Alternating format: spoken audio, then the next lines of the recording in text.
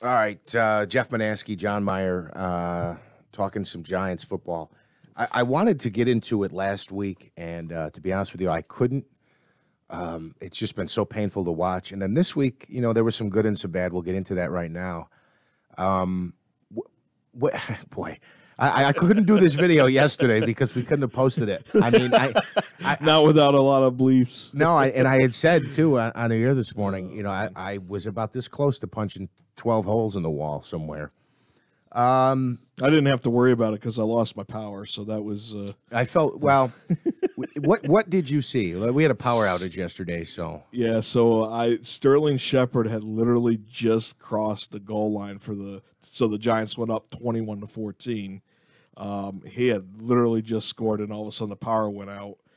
I thought something happened. I didn't realize all of my power went out. I just thought it was a sign from above or something. Yeah. But I don't know. But they are just they're not fun to watch. Yeah, to say the least, John. I will say this. I guess I'll go bright side first. Nice to see in the fourth quarter the offense got moving. It does seem like things clicked in the fourth quarter.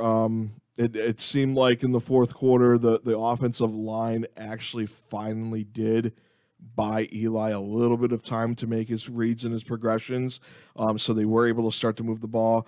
Orleans Darkwa, change of pace, get Perkins out there. Darkwa was actually able to move the ball on the ground a little bit there in the fourth quarter. So that is a plus. And the defense overall played, pretty decent, has been playing pretty decent. This despite Olivier Vernon, he got rolled up on early in the game and he was able to tough it out. Yeah. And the Eagles seemed like they were trying to run right at him too, but he was able to tough it out for the most part there through the fourth quarter. So definitely some pluses, but they're 0-3. That's the bottom line.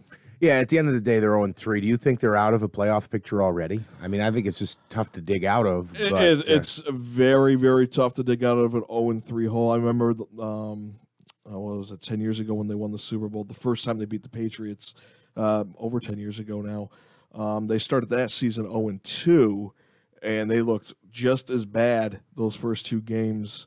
They looked horrible on defense, and the offense wasn't clicking. And then they were able to get into the playoffs, and then they went on that magical run. I don't know if this year's team has that capabilities. They certainly have the tools on offense. The offensive line they need like what they did in the fourth quarter. I don't know if that's a turning point here. If they were able to just figure out some things scheme wise. For the Eagles, and it took them until the fourth quarter to do that, but they need to make those adjustments a lot earlier if they want to be able to contend in any of these games. Yeah, and at 0-3, obviously it's a terrible spot to be in. I guess the only hope is that you did see the offense moving the ball. Other things that bother me, I'm not a McAdoo guy. I'll stay off the personal stuff because I'm not going to get into the way he handles the media, and I guess although I'm kind of getting into it, and that stupid haircut, but regardless of his hairstyle, he was brought in because of his offensive, ability. To see the offense struggle like this, he won't give up play calling. He said last week he was considering it. They were going to go day by day. He stayed with it. It was good to see they got some traction. Another bright side for me on McAdoo, it was nice to see him actually pull Odell Beckham Jr. aside at one point. Yep. And say, knock it off. I'm assuming that's what he said. What are you doing if you're Odell Beckham Jr.? You score the first touchdown, great. That fantastic. You scored. The Giants finally scored. But then to pretend that you're a dog, urinating, lifting your leg. I mean, what is that? And then going off to the sideline. You're in Eaglestown and you're doing that. You're still down, and you're that's what kills me. You're losing the game, and you're doing that. Odell Beckham is a love him, hate him guy. I love him to death because there was a stat yesterday. He was the fastest of 300 career receptions. In that game yesterday, he caught career reception number 300, fastest in his career to get to that. And we've all in that touchdown catch. I mean, pinning it against the shoulder. I mean, he has made some great plays. He has got a load of talent. He is just very, very young and very, very immature. And if he can just channel that, yeah, I mean, the sky's the limit with him. But the fact that he's doing these things, it just as a Giants fan, you just, what are you doing? Yeah, it just totally takes away from what he's doing. Yep. So, and I'll say this too, it was nice to see Brandon Marshall get involved. I think I know at one point he had 7-8 catches. I don't know what he ended with. And that was a key. Marshall kind of looked like the Brandon Marshall from a couple of years ago when he made the Pro Bowl with the Jets.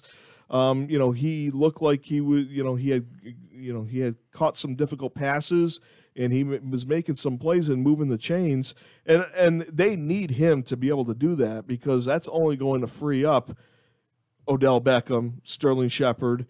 That's only going to free up those two, and if they can get those two freed up, that's going to help the running game even that much more. So yeah, absolutely. And I guess I'll lay part of the blame too. Something that, again, every fan knows this. When your team is just not performing well, again, I'm calling out McAdoo's slick back hair, which is a stupid thing to do. It doesn't matter. But when you get frustrated, you look at stupid things like that. I had another moment yesterday with the punter, Brad Wynn, with the bleach blonde hair, It's just the little things. You again, I didn't get to see it live because of the power outage, but going back to shank a punt like that, and then it ends up ultimately leading to, and that kicker from the Eagles, what a kick.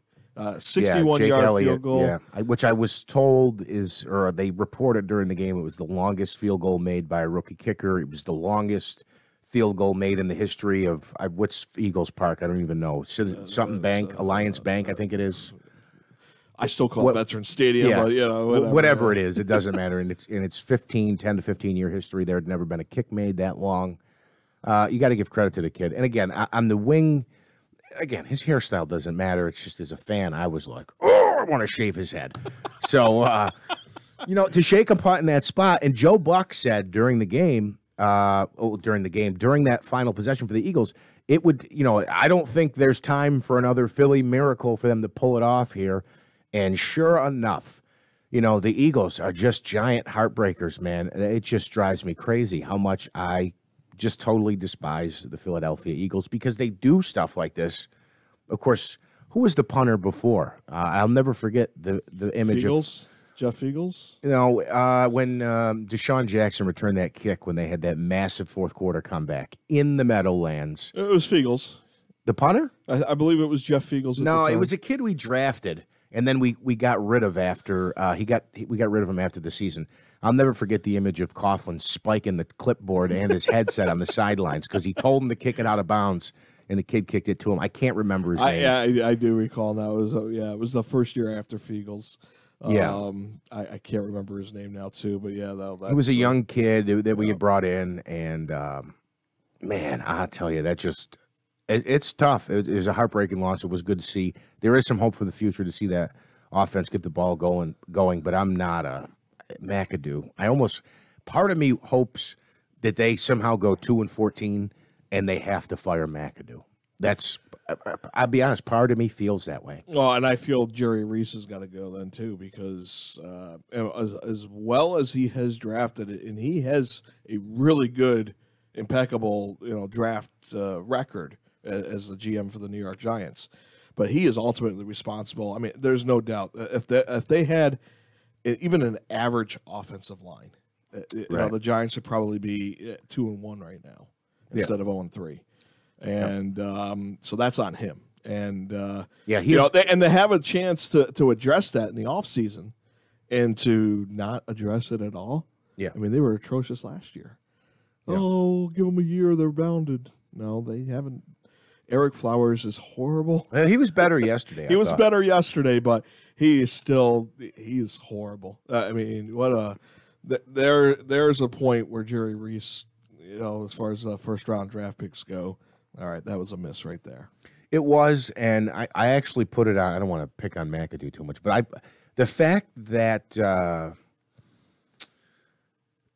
acquiring people to play on the line, I put on Reese. But there was some talk last week about moving Flowers from the left side, maybe to the right side, and throwing Pugh back over to the left side. At least Eli can see it coming, though, if Flowers is letting guys through on the right side. You know, Flowers is blocking his blind side, and he just doesn't see it coming. Again, Eli is the least mobile quarterback, I think, in the league. I can't think.